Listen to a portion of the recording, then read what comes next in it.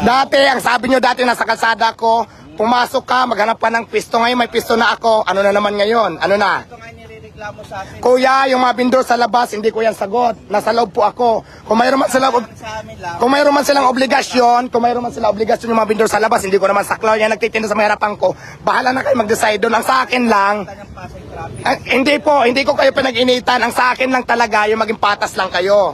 Yun lang naman, hindi ko kayo pinag-iinitan. Kaya tayo nagla-live para Patas naman kami, wala. Hindi nga eh. May makukuha ba kami sa iyo? Ito na nga eh, kuya eh. Ganito nga lang. Kasi nga, paano ko nasasabi? Namin iayos ang traffic. Masasabi ko na hindi patas ito. Bakit sa akin bantay sarado? Bakit yung iba open sa parking, may parking boy pa, walang nagpapaalis? Yan lang yung tanong.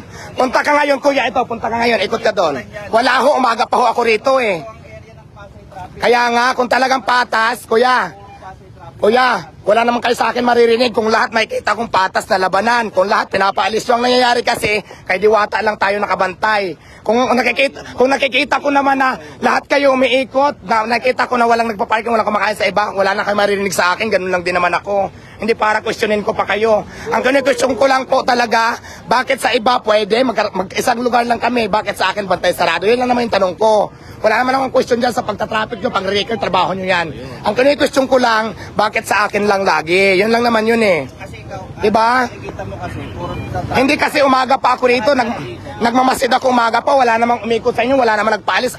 Sa akin, bantay sarado. Yun lang naman eh. Ngayon lang siguro kasi naka-live na tayo. Diba? Yun lang naman yun. namomonitor mo, di ba? Ngayon lang yan kasi naka-live na tayo. Hindi lang ito yung area mo. Kita mo, namomonitor mo. Lahat ng area. O, diba? Ang dami naka-parking. Upload mo yung video para makita nila. Diba? Kaya ngayon, as ako naman sa akin lang para maging fair lang sana kung bawal, wala akong makikitang kumakain sa kabila, sa akin pinapaalis. Kung bawal lahat, di ba? Yun lang yun eh. Yun lang naman ang question ko sa inyo, sana mag-gets mo ako. Hindi ko question yung panguhuli nyo, pang-re-record nyo kasi trabaho niyan. Ang question ko lang lagi talaga, bakit yung nasa harapan ko lang lagi? Sa iba nakikita ko, nagpa-parking, kumakain, wala namang gumagalaw. Sa Diwata, Paris, syempre minsan nga naawa ako sa mga customer ko, ako pang nagtubos, walang mga pera. Di ba? Siguro napapanood mo naman yan, minsan na-upload ko. Kaya minsan kailangan ko din magsalita. Di ba? Ganun lang naman eh.